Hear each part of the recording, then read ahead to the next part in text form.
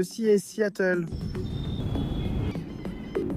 une ville entourée par certaines des plus belles merveilles naturelles d'Amérique. Mais sous toute cette beauté se cache une vérité que la plupart des gens ignorent. Seattle est tout sauf naturel. Dans cette ville, presque tout résulte d'une ingénierie environnementale miraculeuse, des lacs aux rues. Elle constitue donc une exception. Mais comment en est-on arrivé là? Comment Seattle est-elle devenue une ville aussi importante alors que la nature s'y opposait fondamentalement? Et pourquoi les gens ont-ils déployé autant d'efforts pour remodeler son environnement? Contrairement à la croyance populaire, tout ne commence pas avec le grand incendie de Seattle qui détruisit le centre-ville. Mais des décennies plus tôt, quand Arthur Adeny et son groupe débarquèrent à Alki Point en 1851, à la périphérie du Puget Sound, cette vaste mer intérieure qui définit la région.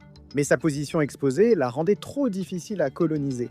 Alors le groupe l'a abandonné l'année suivante pour s'installer sur une rive plus protégée de la baie d'Elliott.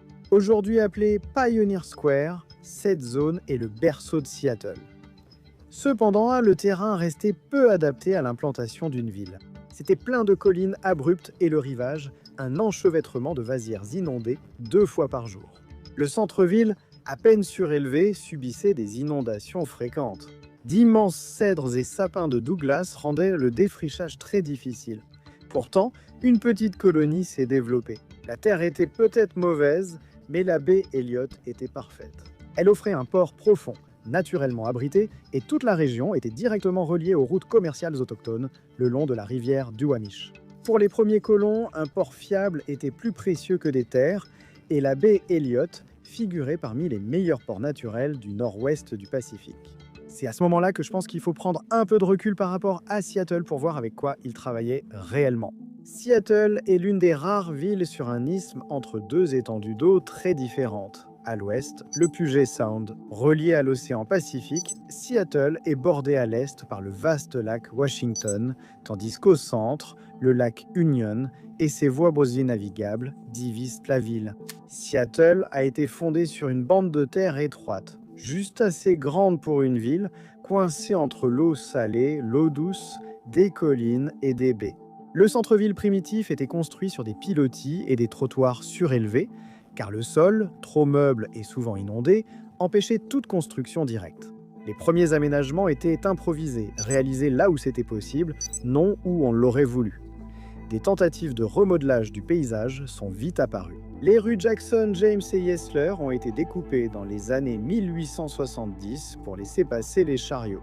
Le front de mer centrale actuel repose en grande partie sur des remblais issus des premières découpes et des réaménagements ultérieurs. Tout le monde savait que le terrain était un désastre, jusqu'au jour où le problème s'est résolu de lui-même. Le 6 juin 1889, une marmite de colle a débordé dans un atelier d'ébénisterie du centre-ville, enflammant des copeaux de bois. En quelques minutes, les flammes ont gagné plusieurs bâtiments, facilités par une ville mal construite. À la fin de la journée, environ 25 pâtés de maisons, soit 125 acres, y compris tout le quartier des affaires et le front de mer, avaient été détruits. C'est finalement devenu ce qu'on a appelé le grand incendie de Seattle. C'est vraiment le tournant dans l'histoire de Seattle. Tout avait disparu, ce qui signifiait qu'il y avait essentiellement une page blanche. Et les responsables de la ville ont décidé que s'ils devaient reconstruire la ville, ils pouvaient tout aussi bien reconstruire le terrain aussi. Alors c'est ce qu'ils ont fait. La boue, les terrains marécageux et les inondations posaient toujours problème. Alors les ingénieurs de Seattle ont décidé de surélever le réseau routier de près de 6 mètres entre 1894 et 1905. Ils ont d'abord bâti de nouveaux édifices en pierre et briques à l'emplacement de l'ancienne rue. Ils ont ensuite comblé les espaces entre les bâtiments avec de la terre, surélevant peu à peu les rues. Cela a provoqué une situation étrange. Les rez-de-chaussée étaient sous le niveau de la rue. Il fallait descendre des échelles pour accéder aux magasins. Ils ont bâti des murs de soutènement et comblé les espaces, transformant l'ancien rez-de-chaussée en sous-sol et le premier étage en nouveau rez-de-chaussée. Aujourd'hui, vous pouvez visiter le Seattle Underground et marcher dans les anciennes rues de Pioneer Square, désormais sous la ville moderne. C'est une ville bâtie sur elle-même. Mais surélever les rues n'était qu'un début. Seattle devait affronter de plus grands défis d'ingénierie. Littéralement, il y avait les collines, vous voyez? Le centre-ville était coincé entre Elliott Bay et de grandes collines, notamment la colline Denny, haute de plus de 30 mètres, empêchant toute extension au nord. En 1897, l'ingénieur municipal Reginald Heber Thompson a proposé une idée alors jugée insensée, les enlever complètement. Le projet de réaménagement de la colline d'Eni fut l'un des plus ambitieux terrassements de l'histoire américaine. Il a été divisé en deux parties. La première, commencée en 1908, utilisait le lavage hydraulique, c'est-à-dire des canons à eau à haute pression pour pulvériser les collines. 20 millions de gallons d'eau par jour étaient pompés du lac Union vers la première moitié de la colline près du front de mer. Environ 27 pâtés de maisons s'étendant de Pine Street à Cedar Street ont été découpés sur une période de 3 ans, bloc par bloc. En 1911, ils avaient déjà abaissé Denny Hill de 33 mètres par endroit. Mais le travail restait inachevé, tandis que la colline était dynamitée. Au nord, Seattle entreprenait simultanément un autre projet colossal au sud, Beacon Hill. La ville a creusé une tranchée de 26 mètres de profondeur dans la colline pour un tunnel ferroviaire vers la vallée de Rainier au sud. Des millions de mètres cubes de terre ont été retirés, mais ils n'ont pas simplement été jetés. Toute cette terre a été chargée sur des wagonnets et déversée dans les vasières de l'estuaire de la rivière Duwamish. Deux conséquences. D'abord, le comblement des vasières, créant le futur quartier industriel plat de Sodo. Cela a aussi aidé à créer l'île Harbor. Avec ses 350 acres au milieu du chenal Duwamish, il a fallu 24 millions de mètres cubes de terre pour la construire. Achevée en 1909, elle devint la plus grande île artificielle du monde et reste la plus grande des États-Unis. Ce n'était pas unique à Seattle. Des villes comme New York, Boston et San Francisco ont étendu leur littoral grâce à des remblais. Mais l'ampleur des travaux à Seattle était disproportionnée par rapport à sa taille. Ville de 86 000 habitants en 1900, il remodelait les côtes comme une métropole.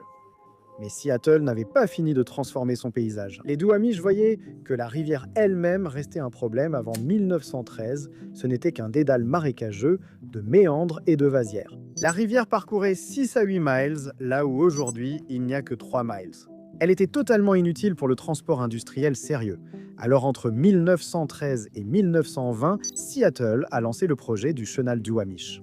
On a rectifié le chenal, utilisé les sédiments pour étendre l'île Harbor et créer plus de terrain industriel plat. Pour Sodo, le port de Seattle et Boeing-Field visaient à concurrencer Tacoma pour le transport maritime, soutenir Boeing et les chantiers navals et créer de vastes terrains industriels. En 1920, la rivière Duwamish, autrefois sinueuse, fut transformée en une voie navigable industrielle presque rectiligne, chose que le paysage naturel n'avait jamais offert. Le projet a raccourci la rivière de 14 à 5 miles, supprimé les zones humides et bâti le cœur industriel qui a soutenu l'économie de Seattle pendant des décennies. Pendant que la rivière était remaniée au sud, un projet hydraulique plus ambitieux avait lieu au nord, le canal maritime du lac Washington. Au début des années 1900, les lacs Washington et Union étaient des lacs d'eau douce, enclavés, situés 20 pieds au-dessus de la mer, sans lien avec le Puget Sound. Seattle ne pouvait pas utiliser ces lacs pour le commerce maritime, ratant ainsi une grande opportunité.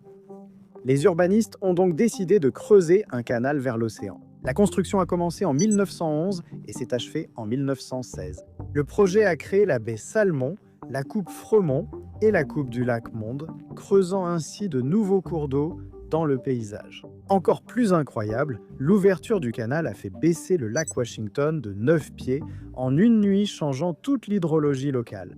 La rivière Black, qui coulait autrefois au sud du lac Washington, a aussi disparu. Une décennie plus tard, il était enfin temps de retirer la seconde partie de la colline d'Eni pour agrandir pleinement la ville. On considérait cela comme un travail à moitié terminé. Alors le nivellement d'Eni-Tagur 2 a débuté en février 1929, mais cette fois différemment. Des pelles mécaniques étaient désormais utilisées, les gravats étant transportés jusqu'au front de mer par des tapis roulants placés sur des barges spécialement conçues, puis déversés dans les eaux profondes. En décembre 1930, la colline d'Eni, au large de la baie Elliott, avait disparu après le déplacement de 50 millions de tonnes de terre. Cela représente plus de terre excavée que pour des sections similaires du canal de Panama. Aujourd'hui, toute la zone du réaménagement d'Eni, incluant Bowtown et une partie du centre-ville, occupe l'emplacement de cette ancienne colline.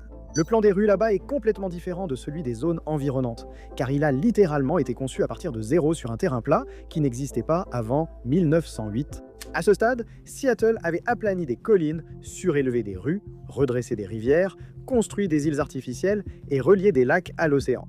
Un autre problème persistait. Le front de mer était instable à cause de toute la terre ajoutée. La baie Elliott s'affaissait et s'érodait. Les digues en bois pourrissaient, menaçant le front de mer du centre-ville de s'effondrer dans la baie.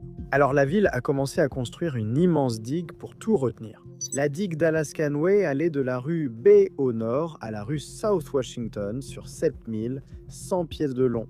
La construction s'est achevée en 1936 car au nord, l'eau atteignait 36 pieds à marée haute, obligeant les ingénieurs à enfoncer des pieux d'acier dans le fond marin. Ils ont utilisé le poids des 250 000 verges cubes de remblai derrière le mur pour le maintenir. C'est l'un des rares murs de soutènement au monde qui protège non seulement un littoral, mais soutient aussi un centre-ville bâti sur un terrain artificiel.